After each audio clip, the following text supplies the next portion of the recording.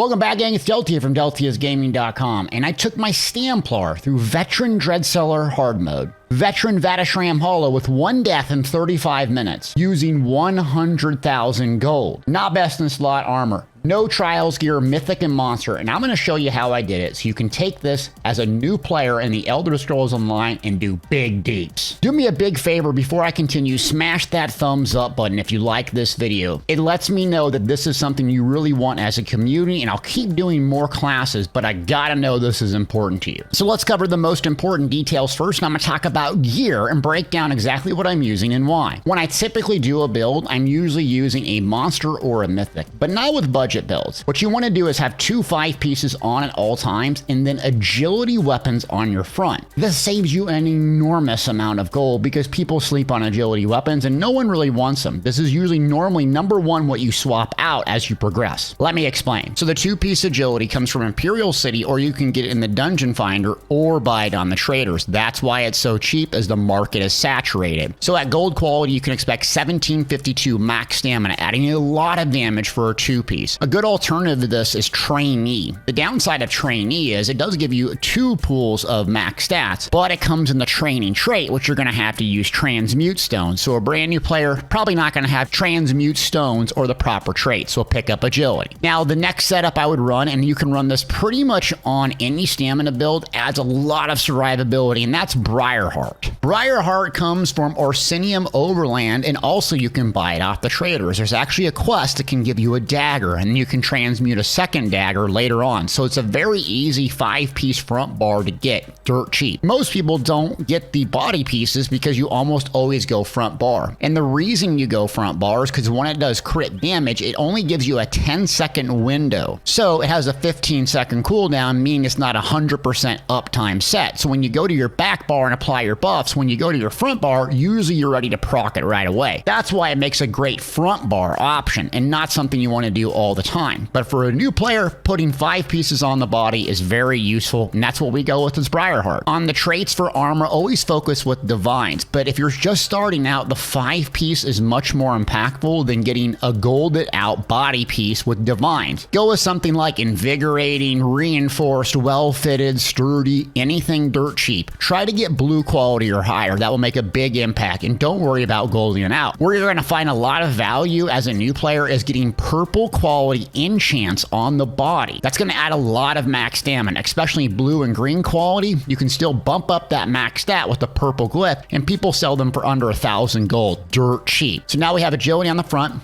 Briarheart on the body, and we're going to go with a Deadly Strikes set. Deadly Strikes is inside of Cyrodiil Bruma Elite Gear Vendor, so it is technically base game and you can buy it off the traders. Deadly Strikes is actually quite cheap to run on the jewelry in 2 body pieces, and that's exactly what I do. What you get a lot of gold spent on is the daggers on the front for magic or stamina Templars, but we don't necessarily need that on a budget build. So putting 2 body pieces to fill in the Briarheart, giving us 7 medium, and then doing 3 jewelry pieces is really important. Now we have 2 5 pieces and we have the weapons on our front. Something odd that I do is I actually enchant the jewelry with spell damage, which seems extremely odd at first. Just remember, with the hybridization of skills and gear, you're going to get equal spell damage for Briarheart. So the reason I run spell damage is the Templar itself has an increased minor sorcery for using a Dawn's Wrath ability, giving 10% increased spell damage. So if you big brain it, you can run spell damage glyphs and you get the exact same benefit for spell damage on Briarheart or anything else, giving you a lot more spell damage, well, 10% in fact. And also the medium armor passive agility gives you weapon and spell damage. So it's actually more efficient and more effective, believe it or not, playing solo to run spell damage glyphs on your jewelry. The same is actually true for a Magic Dragonite because you get the minor brutality buff, so you can do the exact same thing in other classes.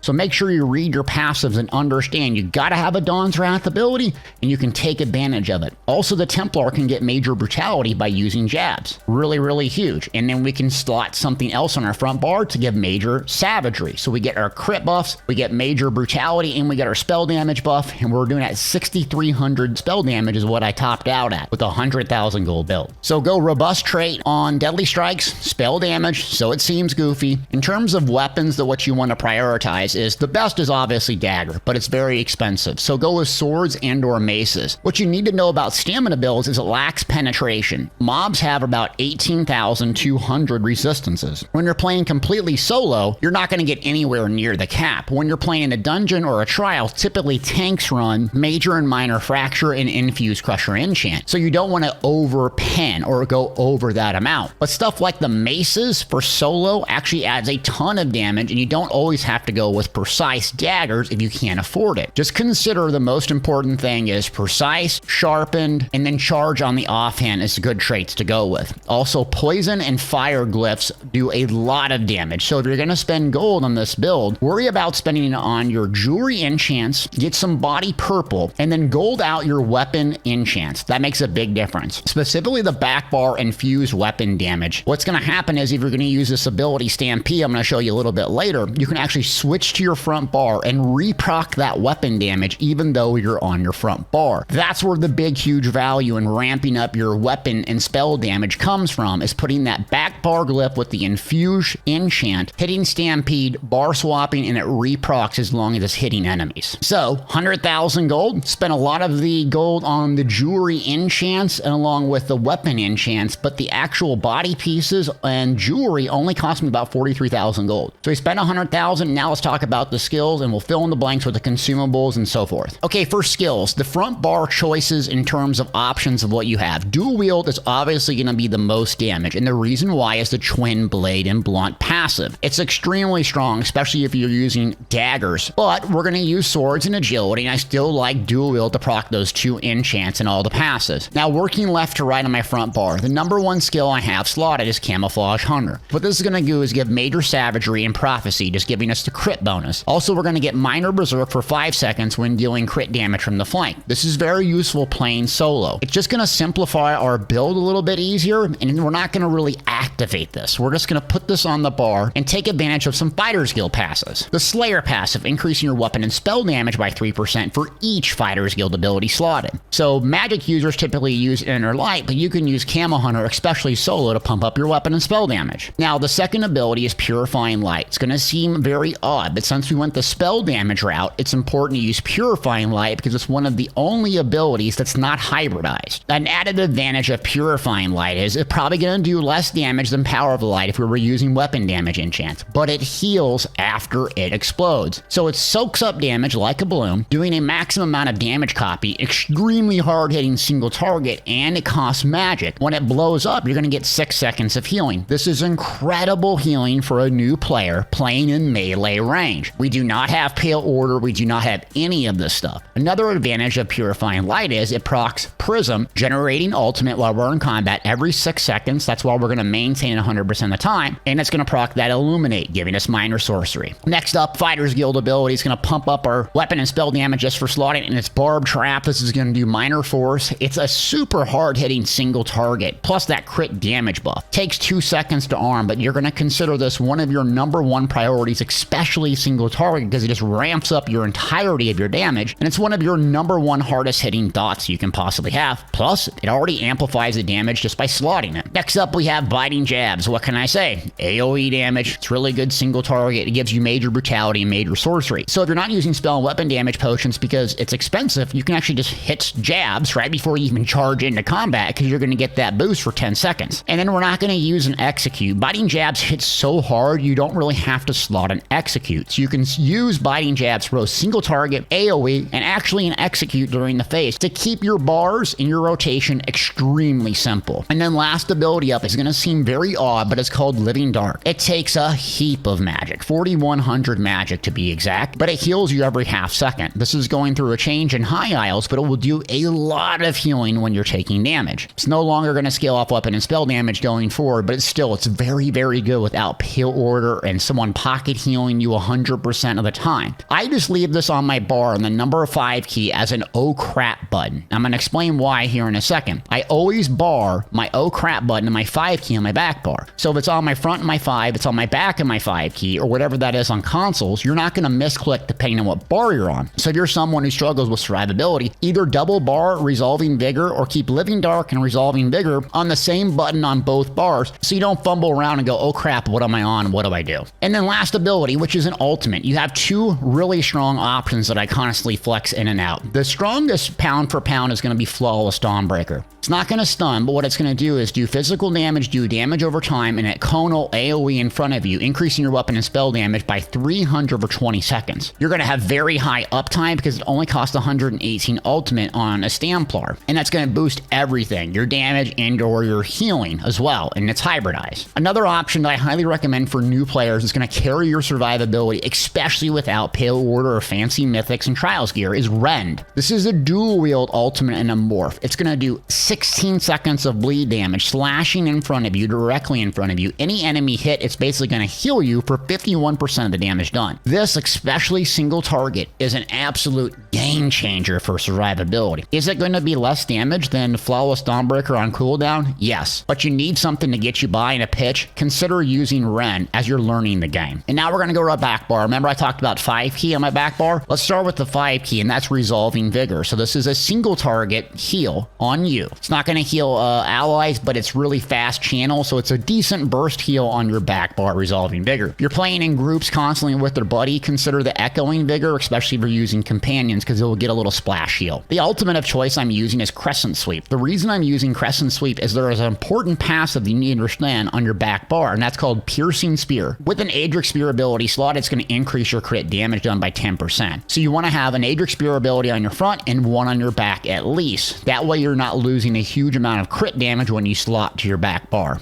Now, next ability, and that's the reason we use a two-hander extremely strong, and that's Stampede. It's kind of like a gap closer for 22 meters, has a 15-second duration, a ton of AoE physical damage. It can proc Sunder, a bunch of different status effects, and also with that infused weapon damage, when we bar swap, this damage over time is going to proc that weapon damage even though we're on our front bar. It's a super hard-hitting ability. Now, you can use the bow, and you can flex an Endless Hail if you like using the bow instead. You also can go double dual wield and use Deadly Cloak on your back bar. You have a lot of flexibility, but this is your weapon ability on your back bar, and I go with Stampede. I think it's the hardest hitting back bar weapon choice available. Next ability up is a flex bot, and that's Repentance. So this just sucks souls up, gives you a little bit of recovery just for slotting it. The reason we're using it is primarily if you're picking this build up, you're going to be doing dungeons, soloing around, and you need something for sustain and healing, and why not use the corpses that you find for that exact reason? No, this isn't going to add a whole lot of DPS, but consider this a flex spot on your back bar and something you can swap out for more damage. What would I swap out for more damage? I would use the dual wield skill Carve, which is AoE bleed damage, or I'd use the Alliance War skill Razor Caltrops. Carve, really good AoE dot. Razor Caltrops is going to give minor breach as well, so reducing physical and spell resistance, especially useful playing solo, but consider you might need to sustain. That could be an issue for you. And the number 2 key on my back bar is Ritual Retribution. This costs a whopping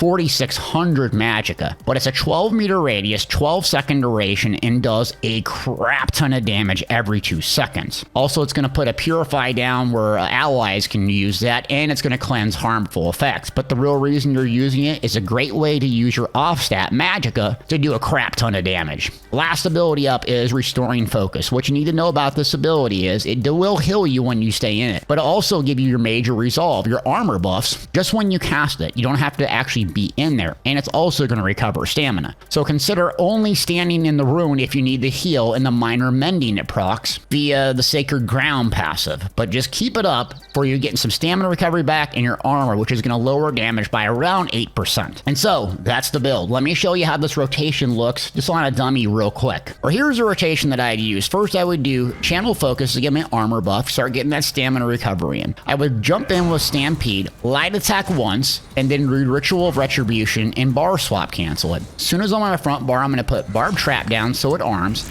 light attack, Purifying Light, and then do about 3 jabs. 1, 2, 3. And then typically Stampede comes off and I go back to my back bar. I do 1 Stampede, light attack, Ritual of Ret, and bar swap. And that's it. Now, Living Dark is here just for when I get in trouble. I'm going to use Flawless Dawnbreaker when all of my dots are up and active. But really, I have 2 dots on my front and 2 on the back. This is a 12-second, very easy, and this is a 15. So typically, Ritual of Ret is going to come off cooldown first. So on the back bar, we also want to keep our rune down. So rune down, 15-second, 12-second, Trap Beast, Purify.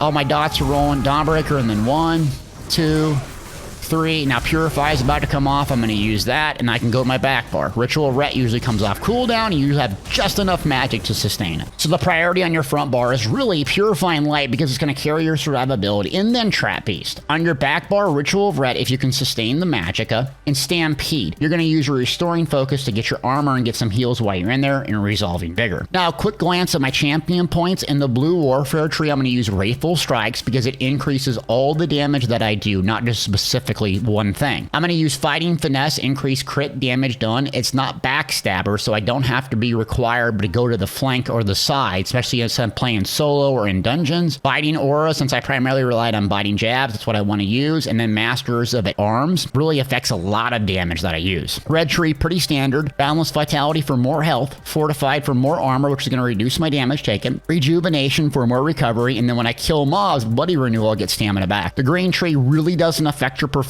so I like Rationer, Liquid Efficiency, and Treasure Hunter with the 4th flex spot. Consumables that I use, Dubious Camoran Throne. This is a very, very cheap food, and it does have some health with it. If you're God's gift to PvE DPS, you can go with Lava Foot, but for the average player, I pick up Dubious, and you can use this at level 1. I also use the Tri-Potions, not necessarily always weapon and spell damage. Yes, you might have some buffs like crit or weapon damage fall off when you're on your back bar, but it's better to have a boost heal on demand when you need it. Plus, these Essence of Health increase your magic recovery too, which you actually need quite a bit running Purifying Light and Ritual Retribution. One tip I'll give you is make sure to level up and max out your alchemy medicinal use. Potions results last 30% longer. 45-second cooldown, you'll actually have 100% uptime on this. Really, really important. As far as racial choices, I like for beginners and endgame PvE DPS as an Orc. The Orc is really nice because it has a unique passive where it actually heals you when you deal damage. It can happen every 4 seconds, but with Briarheart going, Purifying Light, you can really notice the healing, and people are like, do you have Pale Order on? No, I'm an Orc. Another option would be Khajiit if you want higher damage. That would probably be the best. And Dark Elf would be really good if you want to switch between magic and stamina. Attribute-wise, I'd aim for 22 to 23,000 health as a beginner. Yes, you can go 18,000 as an endgame player doing primarily trials and having a pocket healer, but starting out, figure out what your attribute points are based on your champion points, but aim for 22 to 23,000 health. If you get that high of health, it means you can make one mistake and screw up and not wipe your team. So for me, I go 64 attributes into stamina, but for you, it might be different. Mundus Stones, I highly recommend the Thief. This is going to increase your weapon and spell critical. It's going to affect your healing and your damage. The actual most damage you can get from a Mundus Stone will actually be the Lover, because remember what I said about mobs resistances. It's actually really, really high if you're playing solo, but consider the Thief because it doesn't matter if you're playing group, solo, whatever. It works very, very well. Well, gang, that's the video. What do you think? You like these budget builds? Is there something else you want me to specifically cover? Go head over to twitch.tv/Deltiasgaming. Hit that follow and you'll get notifications when I go live. Often I do these on stream so you can see and interact and see actually how they perform. This one was one of the best I've ever done, honestly. Also, smash that thumbs up button. If I get a ton of thumbs up and positive reviews, I'll consider doing more and cranking these out. I like them, but I need to know you, the community, want to watch them.